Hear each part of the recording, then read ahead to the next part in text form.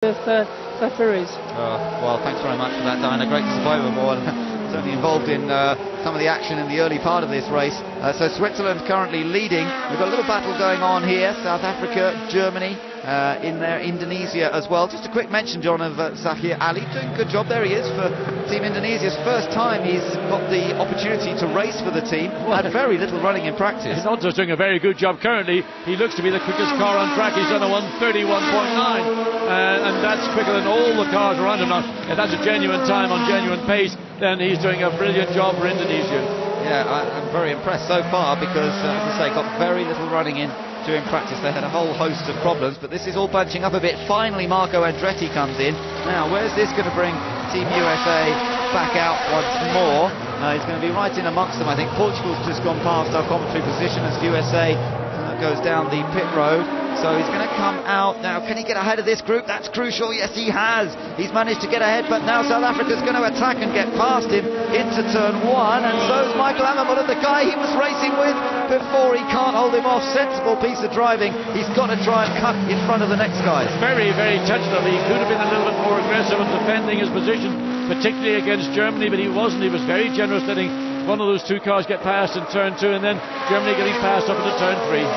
So remember, USA and Germany, they were fighting hard, and after that pit stop, despite USA staying out there longer, it didn't make a huge difference, but it did mean that he lost the position. Germany just a touch wide there through the left-hander, but Marco Andretti not close enough to take advantage of it. We're watching with Indonesia as well in that group.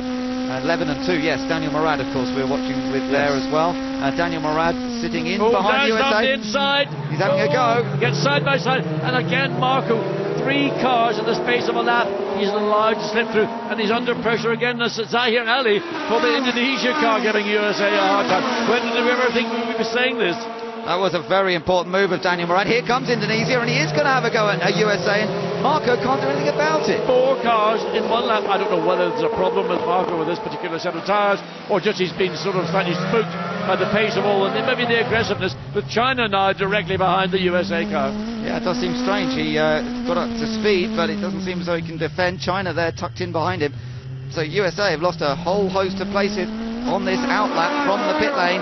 Let's just check from South Africa now 7th, Germany 8th, Lebanon 9th, Indonesia into 10th, and in the points, Indonesia potentially here. Well, what a debut for Zahir Ali if they can hold on to that long, long way to go. 25 laps remain, but Indonesia having their race of the season so far in the hands of new driver Zahir Ali. Well, we're on this permanent circuit at Kyalami just outside Johannesburg, but it's more like a street fight on a street track. They've not seen such aggressive racing in such a long time, but I think even at the first time with this brand new car. Now let's just to remind you what's happening up front. Switzerland have a 6.2 second lead. Neil Yarney's looking ever so comfortable up front at the moment, with Monaco still second, but Brazil running in third. Now there's something that is a little bit of a surprise. Brazil in third, the Netherlands in fourth, Great Britain holding on to fifth ahead of Portugal, and then this sort of group we're with, and here goes another move on Germany from Daniel Murad of Lebanon, and he can't quite make it work. It nearly worked for him, and he was a little bit careful as well, sensible I would say, and had to back out of it. But Lebanon on the attack. They've had a great car all weekend when it's been running, but they've had a host of problems to deal with, and Ammermuller going defensive, and in fact going past South Africa I think, and problems for Adrian Zaug. John, he's pulled off. Yeah, pulled off, and that was well, look, I mean, it's almost a crazy race. You're seeing incidents all around the racetrack, driving all over the racetrack. Adrian Zaug is in problems. We don't know what that is. Suddenly coming into turn 12, and there his hand up. He's going to be coming into the pits, and well, it'll be sad to see the end of this race. Oh, can you believe it? Now let's listen in on the radio with Team South Africa. Let's hear what they were saying.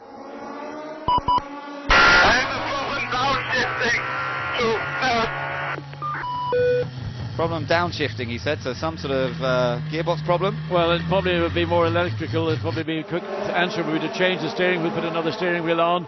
But if it isn't that, then it may be something mechanical. But until the team get the car in the pit lane and can have a quicker look at it, but the quick fix would be to put a new steering wheel on.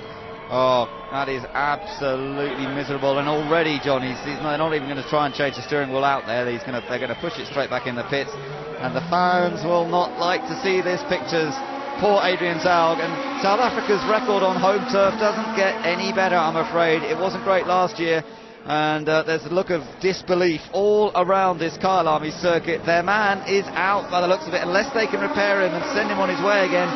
And even if they can, he's going to be way down the order. He's pretty animated in what he's describing. Well, Team GBR still chasing the Netherlands for that 4th place. And for Danny Watts, it's been a difficult weekend, but hopefully maybe in the future race he's going to get something out of it. If he can go away with a decent haul of points, there'll be compensation for what started off difficultly, let's say. But you've got to be a bit wary of Portugal not far behind them, because Felipe Albuquerque's had a very fast car here all weekend. Well, I've said that the Portuguese car is the car to watch, that it is a potential podium finisher. But of course he's got to get past Team GBR, Netherlands, Lebanon on the Brazil. attack of Germany here. Daniel Morad, as brave as anybody, goes round the outside, and Lebanon moving up into 7th place. Daniel Morad putting behind all the problems they've had this weekend. Great manoeuvre from him. Well, we've known that Lebanon's had a quick car all weekend, and Daniel Morad is a feisty race driver, and he forced that. Never easy with Michael Ammermuller, but he took that corner and he made sure Ammermuller was not in a position to defend it strongly enough to deny the place. Here again comes, I mean, he's being forced wide almost into the pit lane exit. Then Ammermuller has to turn right, and the pace with the Lebanese car, and on he goes. Quick lap, a 32.8 for Lebanon on that lap as well. Another look at that replay. So he's on this set of tyres, he's obviously very, very confident. Just a quick note though, one of the quickest laps last time around was by Brazil, very quietly getting on with holding on to 3rd place. Felipe Guimarães is driving superbly, but I'm afraid out of the action, out of the event. Adrian Zalb, they're not going to get that car fixed. There he is, John. Brazil sitting pretty in 3rd, and that was a great lap last time around. Yeah, but he's effectively on his own. He hasn't got any interference from the car ahead of him, and he is clear of traffic behind. So even the Netherlands in 4th place, waiting to see how far the advantage is, and still hasn't come past start-finish line. So no pressure from behind from the Netherlands, and as well as 22 seconds, and my prophecy, 23 seconds to the Portuguese car. I think Brazil could have a 3rd place and a podium on the cards here. Catching Monaco, that's the other thing. He gained a 2nd last lap on Monaco. I don't know whether Monaco's got a problem, but he's much, much closer to Monaco now than he was a few laps ago. Meanwhile, USA here now find themselves down in 11th place because China went past as well. So China have moved up into 10th position, and poor Marco Andretti just can't seem to make the car work at all now. Well, sometimes you get a variation in tyres, but this, I don't know whether it's that or whether just Marco, to lose 4 places in 1 lap as he did do when he rejoined the track after his pit stop, that's not what I would expect from an Andretti. Now then, Lebanon, as we know, have moved up to 7th. We saw that last time around. Still loving a look here from onboard Team USA, as Marco Andretti has a pretty close-up view of the China car, which has just got into the points, with the top 10 all in the points. And still a fair way to go. 22 laps remain. We've had 18 laps of this race so far. Yeah, we've got another 5 laps of McLaren to go before we have the 2nd pit stop window opening. And for some people, and I suspect Marco Andretti, he cannot wait, because whatever his problem is, it may well be simply that this set of tyres is not working for him. And if he can get in at the earliest opportunity, I'm sure he will. But there's the 2nd place, 3rd place. The gap is 1.4 seconds, 2nd to 3rd. Yeah, so he's closed it up a little bit on that lap, not quite as dramatically. Quick note about Australia, John, because of course we saw Australia have that terrible time in the pits. They did get him back out, but he's running last of the ones that are still running in this race, and we have lost a few, I'm afraid. We've lost Ireland on the 1st lap, we've lost Mexico, France, we've lost New Zealand, we've lost Malaysia and South Africa, but Australia now running last in 14th place. And after what promised to be a great event for them, it's all turned to dust. Well, I mean, how your fortunes change, and it was an exceptionally aggressive start to this race.